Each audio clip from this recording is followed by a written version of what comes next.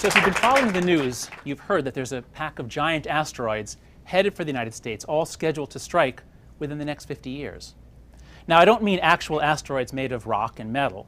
That actually wouldn't be such a problem, because if we were really all going to die, we would put aside our differences, we'd spend whatever it took, and we'd find a way to deflect them. I'm talking instead about threats that are headed our way, but they're wrapped in a special energy field that polarizes us and therefore paralyzes us. Last March, I went to the TED conference, and I saw Jim Hansen speak, the NASA scientist who first raised the alarm about global warming in the 1980s, and it seems that the predictions he made back then are coming true.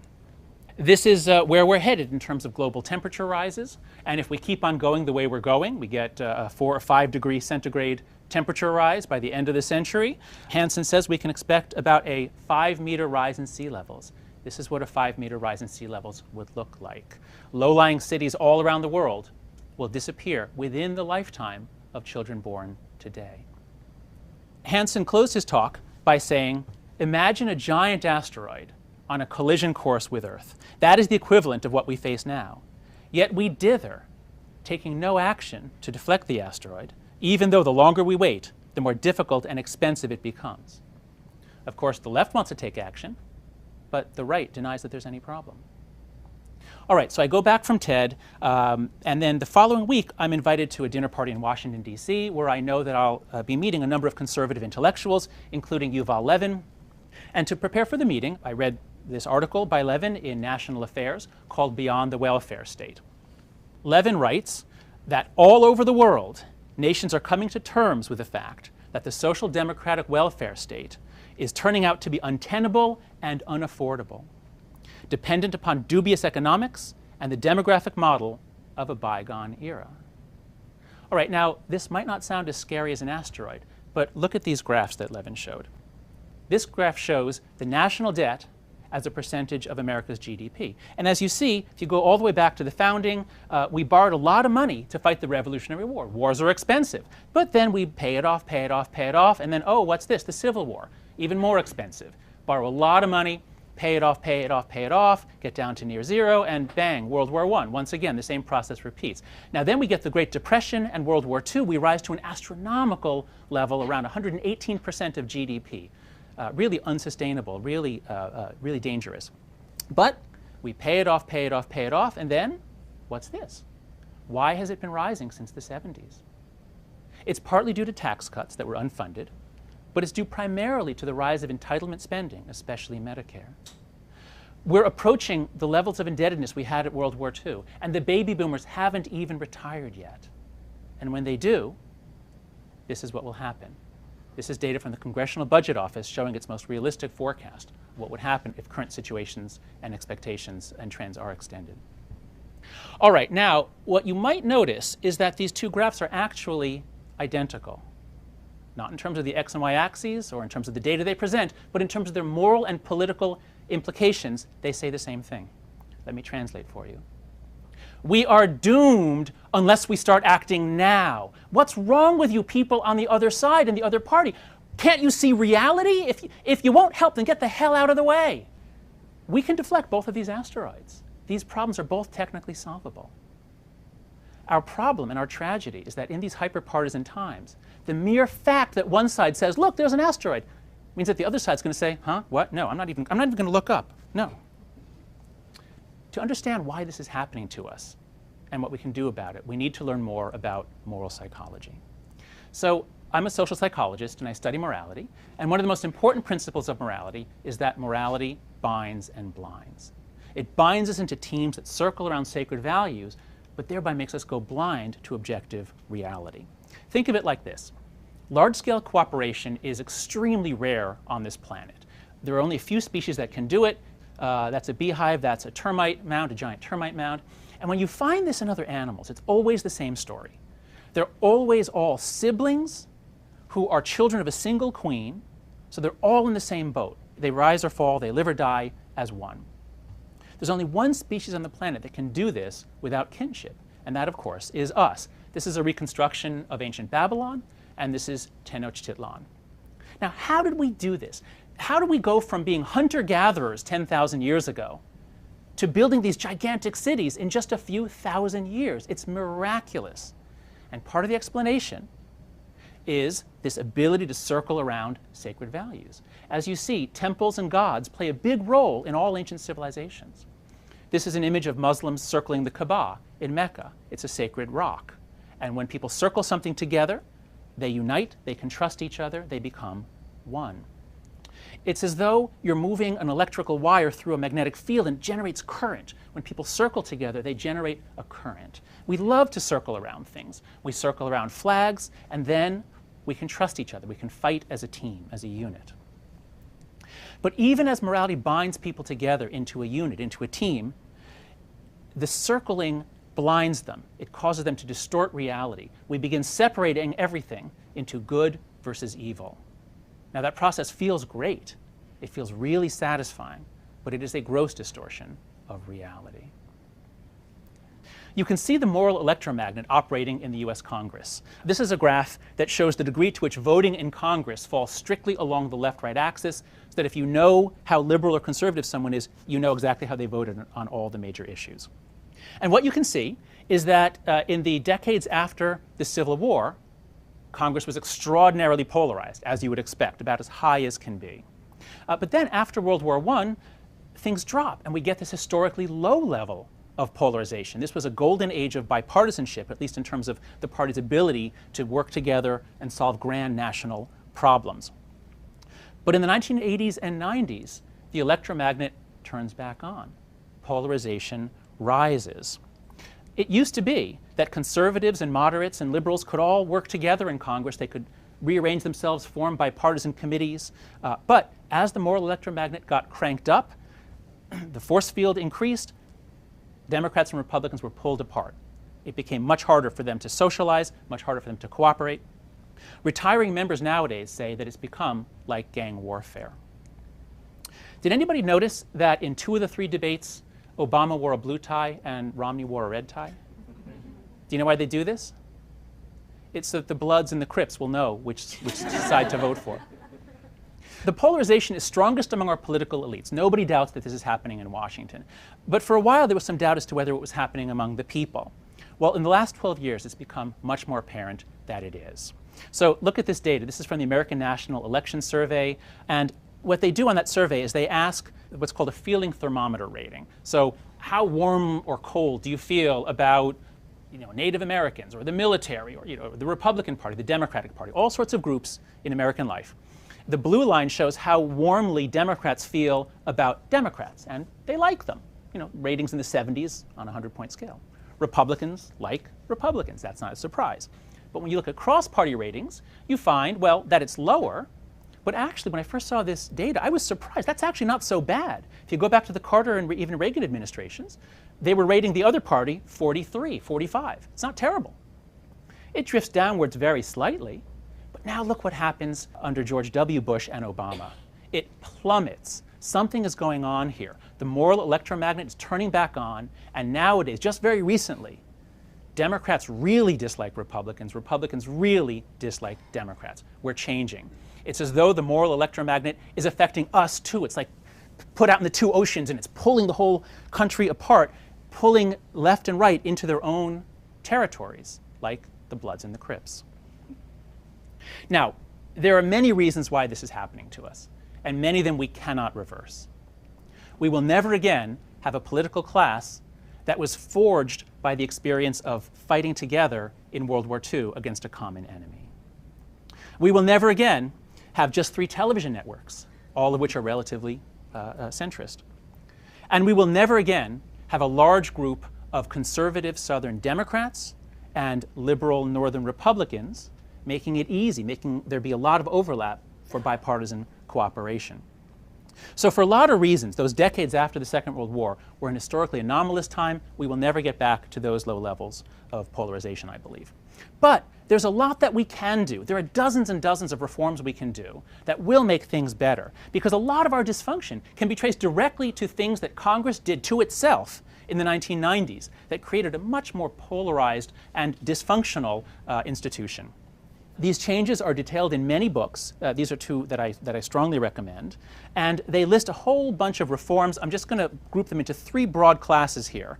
So if you think about this as the problem of a dysfunctional, hyperpolarized institution, well, the first step is do what you can so that fewer hyperpartisans get elected in the first place. And when you have closed party primaries and only the most committed Republicans and Democrats are voting, you're nominating and selecting the most extreme hyperpartisans. So open primaries would make that problem much, much less severe. But the problem isn't primarily that we're electing bad people to Congress. From my experience, from what I've heard from congressional insiders, most of the people going to Congress are good, hardworking, intelligent people who really want to solve problems. But once they get there, they find that they are forced to play a game that rewards hyperpartisanship and that punishes independent thinking. If you step out of line, you get punished. So there are a lot of reforms we could do that will counteract this. For example, the Citizens United ruling is a disaster because it means there's like a money gun aimed at your head. And if you step out of line, if you try to reach across the aisle, there's a ton of money waiting to be given to your opponent to make everybody think that you are a terrible person through negative advertising. But the third class of reforms is that we've got to change the nature of social relationships in Congress. The politicians I've met are generally very extroverted, friendly, very socially skillful people. And that's the nature of politics. You've got to make relationships, make deals. You've got to cajole, please, flatter. You've got to use your personal skills. And that's the way politics has always worked. But beginning in the 1990s, first the House of Representatives changed its legislative calendar so that all business is basically done in the middle of the week. Nowadays, congressmen fly in on Tuesday morning. They do battle for 2 days, and they fly home Thursday afternoon. They don't move their families to the district. They don't meet each other's spouses or children. There's no more relationship there. And trying to run Congress without human relationships is like trying to run a car without motor oil. Should we be surprised when the whole thing freezes up and descends into paralysis and polarization? A simple change to the legislative calendar, such as having business stretch out for 3 weeks, and then they get a week off to go home, that would change the fundamental relationships in Congress. So there's a lot we can do, but who's going to push them to do it? There are a number of groups that are working on this. No Labels and Common Cause, I think, have very good ideas for changes we need to do to make our democracy more responsive and our Congress more effective. But I'd like to supplement their work with a little psychological trick. And the trick is this: nothing pulls people together like a common threat or a common attack, especially an attack from a foreign enemy. Unless, of course, that threat hits on our polarized psychology, in which case, as I said before, it can actually pull us apart. Sometimes a single threat can polarize us, as we saw. But what if the situation we face is not a single threat, but is actually more like this, where there's just so much stuff coming in, it's like, just start shooting. Come on, everybody, we got to just work together, just start shooting. Because actually, we do face this situation. This is where we are as a country. So here's another asteroid. We've all seen versions of this graph, right? Which shows the changes in wealth since 1979. And as you can see, almost all the gains in wealth have gone to the top 20% and especially the top 1%. Rising inequality like this is associated with so many problems for a democracy. Especially, it destroys our ability to trust each other, to feel that we're all in the same boat, because it's obvious we're not. Some of us are sitting there safe and sound in gigantic private yachts. Other people are clinging to a piece of driftwood. We're not all in the same boat, and that means nobody's willing to sacrifice for the common good. The left has been screaming about this asteroid for 30 years now. And the right says, huh, what? No, no problem, no problem. Now, why is that happening to us? Why is the inequality rising? Well, one of the largest causes after globalization is actually this fourth asteroid, rising non-marital births. This graph shows the steady rise of out-of-wedlock births since the 1960s. Most Hispanic and black children are now born to unmarried mothers. Whites are headed that way too. Within a decade or two, most American children will be born into homes with no father. This means that there's much less money coming into the house, but it's not just money. It's also stability versus chaos. As I know from working with street children in Brazil, mom's boyfriend is often a really, really dangerous person for kids. Now, the right has been screaming about this asteroid since the 1960s, and the left has been saying it's not a problem, it's not a problem. The left has been very reluctant to say that marriage is actually good for women and for children. Now let me be clear, I'm not blaming the women here. I'm actually more critical of the men who won't take responsibility for their own children and of an economic system that makes it difficult for many men to earn enough money to support those children. But even if you blame nobody, it still is a national problem, and one side has been more concerned about it than the other. The New York Times finally noticed this asteroid with a front page story last July showing how the decline of marriage contributes to inequality. We are becoming a nation of just two classes. When Americans go to college and marry each other, they have very low divorce rates. They earn a lot of money. They invest that money in their kids. Some of them become tiger mothers. The kids rise to their full potential, and the kids go on to become the top two lines in this graph. And then there's everybody else. The children who don't benefit from a stable marriage, who don't have as much invested in them, who don't grow up in as stable an environment, and who go on to become the bottom three lines in that graph. So once again, we see that these two graphs are actually saying the same thing as before. We've got a problem. We've got to start working on this. We've got to do something. And what's wrong with you people that you don't see my threat? Well, but if everybody could just take off their partisan blinders, we'd see that these two problems actually are best addressed together. Because if you really care about income inequality, you might want to talk to some evangelical Christian groups that are working on ways to promote marriage. But then you're going to run smack into the problem that women don't generally want to marry someone who doesn't have a job. So if you really care about strengthening families, you might want to talk to some liberal groups who are working on promoting educational equality, who are working on raising the minimum wage, who are working on finding ways to stop so many men from being sucked into the criminal justice system and taken out of the marriage market for their whole lives. So to conclude, there are at least 4 asteroids headed our way. How many of you can see all 4? Please raise your hand right now if you're willing to admit that all 4 of these are national problems. Please raise your hands. Okay, almost all of you. Well, congratulations. You guys are the inaugural members of the Asteroids Club, which is a club for all Americans who are willing to admit that the other side actually might have a point. In the Asteroids Club, we don't start by looking for common ground. Common ground is often very hard to find. No, we start by looking for common threats because common threats make common ground. Now, am I being naive? Is it naive to think that people could ever lay down their swords and left and right could actually work together?